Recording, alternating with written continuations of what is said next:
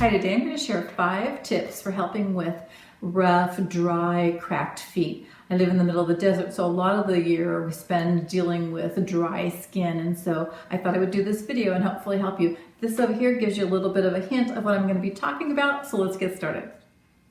Number 1, preventive measure, I would say, is water. We need to have that water. We all know this, but we don't always do it. Especially right now, it's starting to get a little bit cooler, so I go towards my coffee or my hot tea or something, and I'm not getting as much water as I should. So number 1 is water. You need to stay hydrated, not just for your feet, but for your overall body. So number 1, water. Okay, so number 2 on my list is lotion. Now, you might like the thinner lotion or the thicker lotion. Both lotions are nice, but the problem is I feel like they're not a long-term solution for the roughness or the cracked feet. They're just kind of a relief to make them feel a little bit better, to hydrate them a little bit.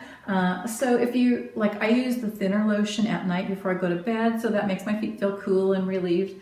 The thicker lotion is a little bit too greasy for me. If I'm going to put the thicker lotion on, then I'll put some socks on afterwards. But they do make my feet feel better, so that's tip number 2. All right, for tip number 3, I would say foot care products are a nice thing to add to the list.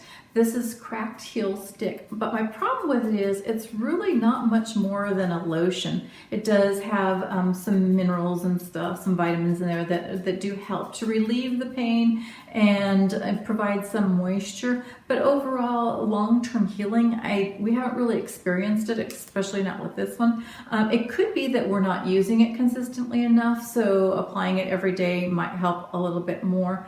But nice to have, just not really what I see for a long-term healing solution. What I do really like about it is the handiness of it. In this bottle, you can just, rather than getting lotion all over your hands and stuff, you can go ahead and just spread this on your feet. So I do like that about it. I would buy it again, and so I do consider that tip number 3.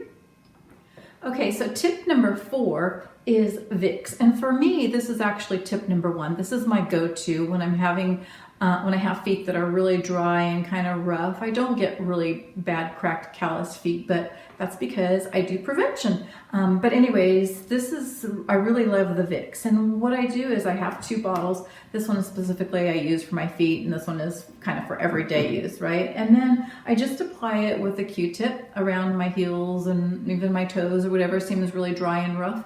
And then I put some socks on because it's kind of greasy and I don't want to be slipping or anything like that. So for me, this is tip number 4, which is actually tip number 1. All right, so tip number 5 is a scrubbing tool. So back in the day, we had these petty eggs. They were very popular. Inside, it's like a grater, and then it's got a file on the bottom, and they did the job, but we've moved past that. You could probably still find them like at the 99-cent store.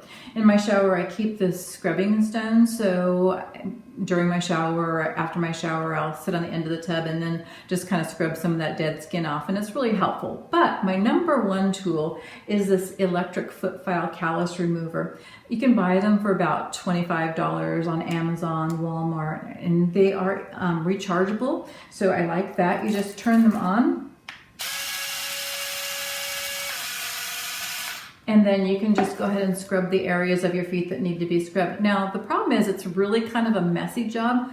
So I sit in the tub, on the edge of the tub, and scrub my feet with this, and just it is kind of a process, but get as much of that dead skin as I can. That's why I like using the Vicks, because then it kind of loosens up some of the skin. So when I use the file, more of it comes off. There are 2 different heads that come with this, and you can also buy some replacement heads. So these are my 5 favorite tips. If you have feet that are really calloused and you need some more help with them, then go to someplace and get your feet done by a specialist, a pedicure, and treat yourself. And then these are really just preventive measures that have worked for my husband and I. And so I hope that you enjoyed this video, and thanks for watching.